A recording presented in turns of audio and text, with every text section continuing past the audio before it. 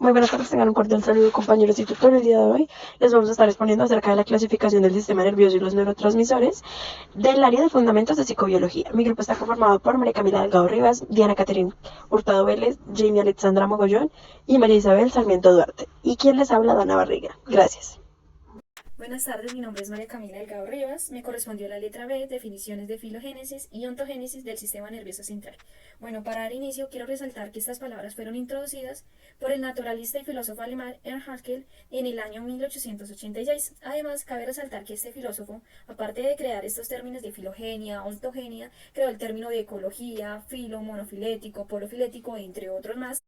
Además, trabajó de la mano con el naturalista Charles Darwin, ya que él se enfocaba también en el proceso evolutivo biológico de los seres vivos. Bueno, ¿qué es filogénesis? Esta palabra deriva de dos palabras griegas que son filo, que significa raza, génesis, que significa origen.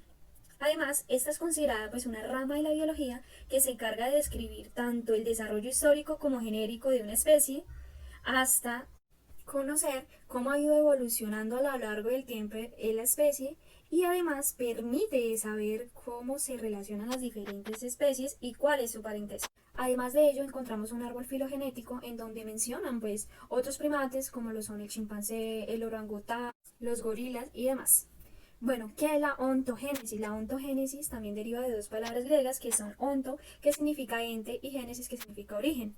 Esta tiene como finalidad describir el desarrollo que tiene un ser humano o un animal desde la etapa embrionaria, es decir, desde la etapa de la fecundación hasta la madurez sexual, que tiene como finalidad pues la reproducción.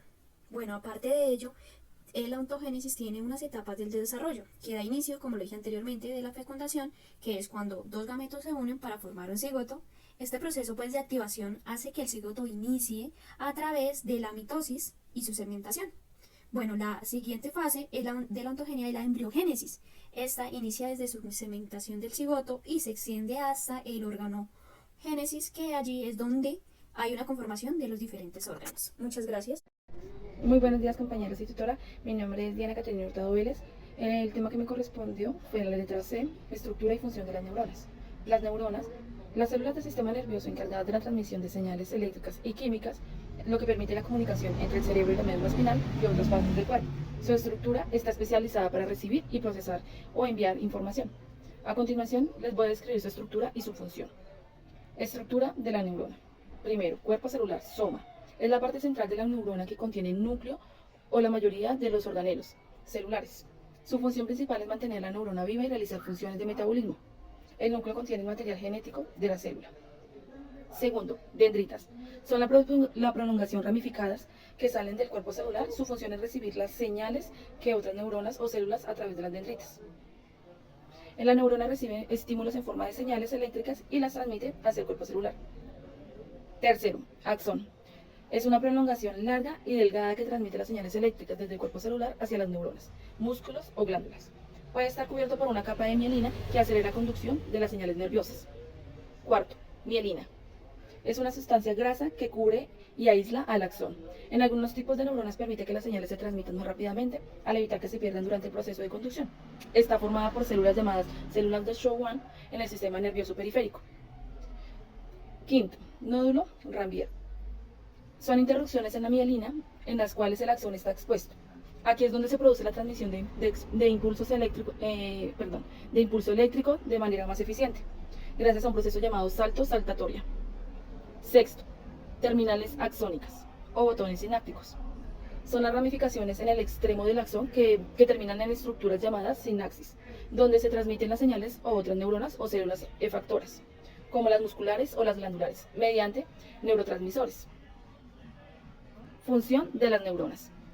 La función principal de la neurona es transmitir la transmisión de impulsos nerviosos a través de señales eléctricas, químicas. Su actividad se puede dividir en varios procesos claves. Primero, generación y transmisión del impulso nervioso, que en estas encontramos potencial de reposo de la neurona, o despolarización y prolongación del impulso. Muchas gracias por su atención. Yo soy actual estudiante del programa de psicología y el día de hoy les voy a hablar acerca de la estructura y función del sistema nervioso. Bueno, este es el tema de la letra D, que es mi corresponde en este caso. Es un tema fascinante, la verdad, se me hace a mí bastante esencial. De hecho, trata de entender cómo funcionamos. La estructura de la función del sistema nervioso es como básicamente una red, por decirlo así. Es una red de comunicación increíblemente pues, compleja, ya que esta maneja varios entes de control del cuerpo, desde los simples hasta los más elaborados. Aquí voy a tratar algunos concretos para no podernos extender tanto. Bueno, como primer punto, tenemos la organización de nuestro sistema, ¿listo? El sistema nervioso, pues primero que todo tenemos que tener en cuenta que se divide en dos partes principales: el sistema nervioso central, que incluye pues obviamente el cerebro, y la médula espinal, y el sistema nervioso periférico. El sistema nervioso periférico está formado por nervios que conectan el cuerpo con el sistema central.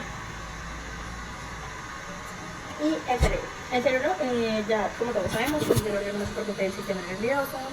Es como el director en sí de todo este eje central, coordina nuestros pensamientos, emociones, movimientos y funciones automáticas. Las cuales, que es una función automática? Una función automática es respirar por el latido del corazón en este caso. La médula espinal, por otro lado, actúa como un tipo de autopista que lo que hace es transmitir las señales al cerebro y el resto del cuerpo. El sistema nervioso periférico. El sistema nervioso periférico se divide en somático y autónomo. Lo que hace es controlar los movimientos voluntarios. ¿Qué son los movimientos voluntarios? El levantar los brazos, el caminar, etc. Y el autónomo, que se carga de las funciones involuntarias como la digestión o el ritmo cardíaco. Este también tiene unas subdivisiones. ¿Cuáles son estas subdivisiones? Este se subdivide en el simpático y parasimpático, los cuales son los responsables de activar y relajar nuestro cuerpo según sea necesario. ¿Cómo funciona todo esto? Esto pues se funciona por las células nerviosas, las cuales son llamadas neuronas. Estas se comunican entre sí mediante impulsos eléctricos y químicos. Lo que hacen es transmitir pues, la información desde y hacia el cerebro. Un ejemplo básico sencillo es, por ejemplo, los reflejos que manejamos y los sentidos de la conexión con el cerebro. Les voy a poner el siguiente ejemplo. Cuando te quemas, tu reacción es levantar la mano. Esto quiere decir que el cerebro manda una acción como de urgencia, peligro, de que la quite pues. Entonces, estas son las señales que está manejando el sistema nervioso en sí con las células nerviosas, que son las neuronas. Muchas gracias. Hola, buenos días. Mi nombre es Jane Alexandra Mogollón. En esta oportunidad mi tema es a tratar los neurotransmisores, tipos, funciones y trastornos. Los neurotransmisores son sustancias usadas por las neuronas para comunicarse con otros y con los tejidos sobre los cuales actúan. En esta primera diapositiva que realicé le llamé mensajeros químicos del cerebro. Comenzaremos este viaje por el fascinante mundo de los neurotransmisores. Estos mensajeros químicos son fundamentales para la comunicación entre las neuronas y por lo tanto para todas nuestras funciones cognitivas y emocionales. En esta presentación exploraremos los diferentes tipos de neurotransmisores y sus roles específicos en nuestro organismo. Bueno, como anteriormente decía que eran los neurotransmisores, y lo explicamos más como unas sustancias químicas producidas por las neuronas que transmiten señales de una célula nerviosa a otra. Estas señales eléctricas se convierten en señales químicas en la sinapsis. La unión entre dos neuronas, como vemos en la diapositiva, sus partes y las partecitas verdes que se ven son receptores. Los neurotransmisores se liberan desde las vesículas sinápticas y se unen a un receptor específico en las neuronas postsinápticas, desencadenando una respuesta. Bueno, la siguiente es la clasificación de los neurotransmisores. Pueden clasificarse en diversas maneras, pero una de las más comunes es según su estructura química. Tenemos la acetilcolina, involucrada en la contracción muscular y la memoria. La catecolamina, dopamina o noradrenalina y adrenalina, relacionadas con el estado de ánimo, el movimiento y la respuesta al estrés.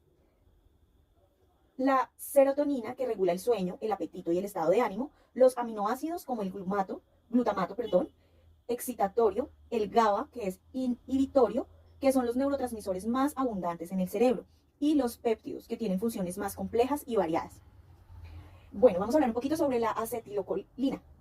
La acetilcolina es uno de los neurotransmisores más conocidos. Es involucrada en la construcción de los músculos y la memoria y el aprendizaje. Un déficit de acetilcolina se ha relacionado con la enfermedad del Alzheimer. Las catecolaminas, por otro lado, incluyen la dopamina. La noradrenalina y la adrenalina desempeñan un papel crucial en la regulación del estado de ánimo, el movimiento de la atención y la respuesta al estrés. Desequilibrio en estos neurotransmisores se han asociado con trastornos como la esquizofrenia, el Parkinson y la depresión. La serotonina, a menudo llamada hormona de la felicidad, regula el sueño, el apetito, la temperatura corporal y el estado de ánimo. Los niveles bajos de serotonina se han relacionado con la depresión y los trastornos de ansiedad. Aminoácidos excitatorios e inhibitorios. El glutamato es el principal neurotransmisor excitatorio en el cerebro, involucrado en el aprendizaje y la memoria. El GABA, por otro lado, es el principal neurotransmisor inhibitorio que ayuda a reducir la actividad neuronal. Un desequilibrio en estos dos neurotransmisores puede conducir trastornos como la epilepsia. Neuropéptidos. Son moléculas más grandes y complejas que los neurotransmisores clásicos. Tienen amplia gama de funciones, incluyendo la modulación del dolor, el apetito, la sed y las emociones. Algunos ejemplos de neuropéptidos son los endorfinos, que actúan como analgésicos naturales. Muchas gracias. Cordial saludo, mi nombre es María Isabel Sarmiento Duarte y voy a exponer el tema sobre la transmisión sináptica. Existen dos modalidades principales de transmisión sináptica, eléctricas y química. Las sinapsis eléctricas permiten una comunicación directa y bidireccional entre células adyacentes en el cerebro de mamíferos. Estas conexiones permiten el paso de corrientes eléctricas, metabolitos y mensajeros intracelulares a través de conexinas como las X36 y las X45. Ayudan a sincronizar la actividad neuronal y se relacionan con procesos sensoriales, motores y cognitivos, así como los trastornos neurológicos como la epilepsia y enfermedades neurodegenerativas. Unión sináptica eléctrica. No tienen neurotransmisores, los canales iónicos permiten pasar el impulso eléctrico directamente. Sinapsis química. Una sinapsis química es la conexión entre dos neuronas que se realiza a través de neurotransmisores almacenados en vesículas en el terminal axónico, emisor. En la zona activa del emisor se acumulan moléculas para liberar los neurotransmisores que se unen a receptores en la densidad postsináptica del receptor. Esta conexión se realiza a través de una hendidura de 20 nm de ancho y se acompaña de elementos como moléculas de adhesión celular, proteínas de citoesqueleto, receptores y canales iónicos. Unión sináptica química. Sucede por medio de los neurotransmisores. La acción de los neurotransmisores es muy breve, es más lenta que la sinapsis eléctrica. Muchas gracias. Bueno, y estas serían algunas de nuestras referencias. Muchísimas gracias por su atención.